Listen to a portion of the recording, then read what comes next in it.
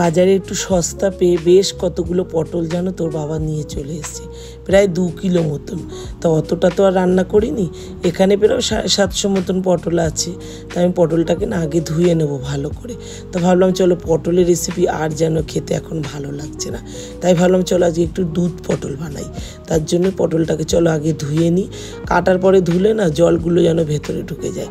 ধুয়ে একটু শুকিয়ে নিয়েছি, তারপরে এই যে চোকলায় কিছুটা রেখে রেখে পটলটাকে ছাড়িয়ে নিয়েছি।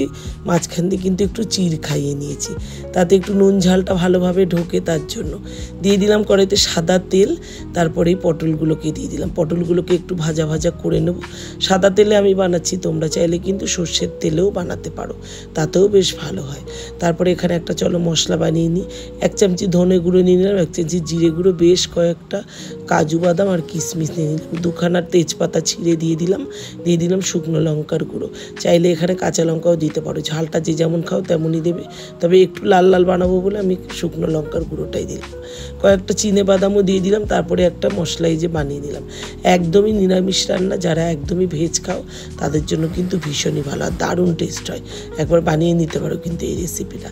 তারপরে ওই তেলের মধ্যে পটলটা ভাজা করে যে তেল ছিল, যদি মনে করো আরও তেল দেবে দিতে পারো, আর চাইলে একটু তেল তুলেও রাখতে পারো। তারপরে এই যে মশলাটাকে দিয়ে দিলাম, স্বাদ মতো নুন দিয়ে দিলাম, তারপরে চিনিও কিন্তু দিয়েছি, সেটা আর তোমাদের মনে হয় দেখানো হয়নি। তারপরে চিনিটা একটু কম দিলেও হবে। এখানে আমি গুঁড়ো দুধ গুলে নিচ্ছি, কেননা গুঁড়ো দুধেও কিন্তু অনেকটা মিষ্টি থাকে। তারপরে ওইদিকে কিশমিশও দিয়েছি, তার জন্য একটু মিষ্টিটা বুঝেই দেবে কিন্তু। তবে এই রান্নাটা একটু মিষ্টি মিষ্টি হলেই ভালো লাগে। একটু দুটো 10 টাকা দামের প্যাকেট গুঁড়ো দুধ গুলে নিয়েছি গরম জল করে। মশলাটাকে একটু কষানো হয়ে গেলে তারপরে মিক্সিং জারটা ধুয়ে আবারও একটুখানি জল দিয়ে দিলাম সামান্য। তারপরে পটল ভাজাগুলোকে দিয়ে একটুখানি নাড়াচাড়া দিয়ে একটু ঢাকা চাপা দিয়ে দিয়েছি। তারপরে এখানে দিয়ে দিলাম 2খানা টমেটো ডুমো ডুমো করে কেটে নিয়েছি, সেটা দিয়ে দিলাম। তারপরে এটাকে একটু দুধটাকে খুব ভালো করে এই যে দেখো গুলে নিয়েছি, 2খানা প্যাকেট কিন্তু এখানে দিয়েছি আমি। তারপরে এখানে দেখো এটা ঢাকনাটা তুলে নিলাম। এবার পটলটা বেশ কিন্তু সেদ্ধও হয়ে গেছে।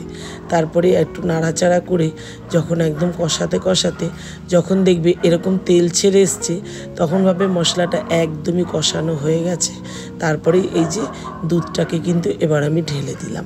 আমি দিলাম গুঁড়ো দুধ, তোমরা চাইলে কিন্তু যে কোনো লিকুইড দুধ দিয়েও করতে পারো, যেমন ধরো গরুর দুধ, মোষের দুধ, তারপরে প্যাকেটের দুধ, যা দিয়ে করো তাতেই ভালো হয়।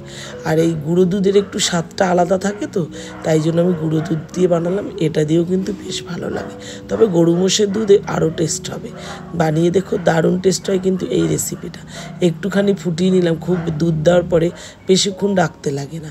সবশেষে একটু কাঁচা লঙ্কা দিয়ে দিলাম, এটা অপশনাল, চাইলে দিতে পারো, না চাইলে না দিলেও হবে, তবে কাঁচা লঙ্কার একটা স্মেল খুব ভালো হয় তার জন্য। আর এই কাঁচা লঙ্কাটা ভাতে ডলে খেতেও বেশ ভালো লাগে। নিরামিষ যারা খাও তাদের জন্য কিন্তু পারফেক্ট একটা রেসিপি। আর এই যে হলো, রান্নাটা শেষ হয়ে গেল।